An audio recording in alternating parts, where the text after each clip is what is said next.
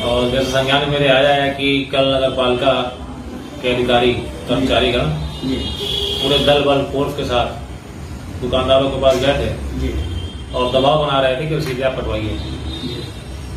जैसा कि मैं पहले भी कह रहा हूँ, अभी भी कह रहा हूँ कि नगर पालिका को वहाँ पे रसीद काटने का कोई अधिकार नहीं है, ना ही उनके पास कोई लिखित अनुमति है कि वहाँ पे आवंटन करिए दुकानदारों का। वो तो एक जबरन एक परंपरा को खत्म करने में तुले हुए हैं नगर पालिका के कर्मचारी का अध्यक्ष महोदय, क्योंकि परंपरा तब परंपरा मानी जाती है जब पिछली परंपराओं का अनुपालन किया जाए। पिछले 30 वर्षों से वहां शर्मा झूले वाला आ रहा था।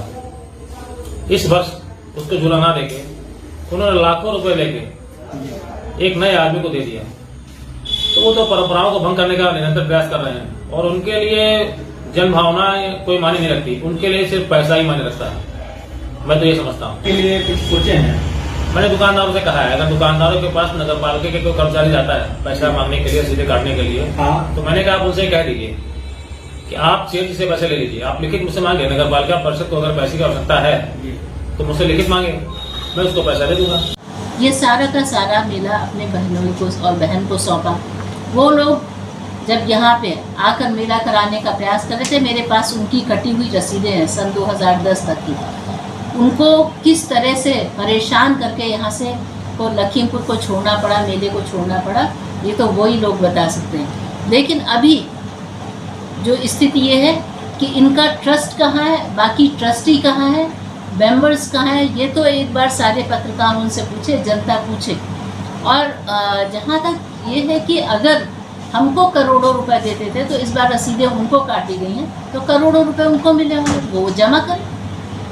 अब मतलब अगर पैसे की ही बात है तो जो बात हमारे ऊपर कह रहे हैं फिर वो उनको मिलते होंगे। और क्या मुझे नहीं समझ में आता कि मैं ना कभी रसीद काटती हूँ, हमारे कर्मचारी काटते हैं, ना किसी दुकानदार से मैं मिलती हूँ। उसके बाद वो केवल नगर पालिका अध्यक्षा कह रहे हैं। तो समझने की बात यह है कि इस डीड के आधार पर वो ज़मीन बिकने ना पाए, नगर पालिका ने एक मुकदमा कर दिया। और क्योंकि मेरी पुष्ट जानकारी है, मैं नाम नहीं लूँगी, कि उसने कहा कि आपको कुछ दिया जाएगा और आप एज ए चेयरमैन कुछ बोलिएगा मत, कोई मुकदमा मत करिएगा। लेकिन मुझे नगर पालिका की चीज़ों का संरक्षण करने के लिए जनता ने बिठाला है।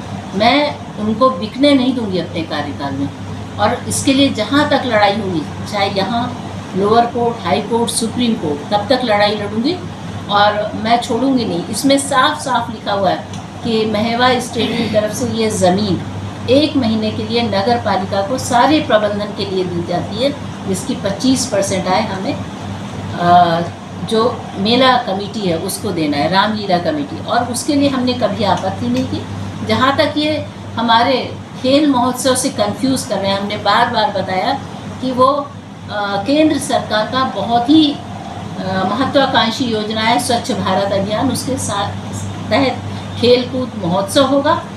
कोई तारीख निश्चित नहीं है, उसका फंड भी आया हुआ है, उसमें खेल कूद भी होंगे, स्वच्छता को लेके जागरूकता कार्यक्रम भी होंगे, और उसके अलावा कोई अगर कुछ खाने पीने की दुकानें बेचना चाहता है या बच्चों के मनोरंजन की, उसमें हमें कोई आपत्ति नहीं होगी। कहाँ पे होना है कार्यक्रम? ये अभी कोई तय नहीं है, लेकिन हाँ हम लोग GIC फील्ड या मेमोरियल हॉल या YD कॉलेज की फील्ड में ही कराएंगे, और हो सकता है हम शासन से डिमांड करें तो हमें पुराना SP बंगला मिल जाए।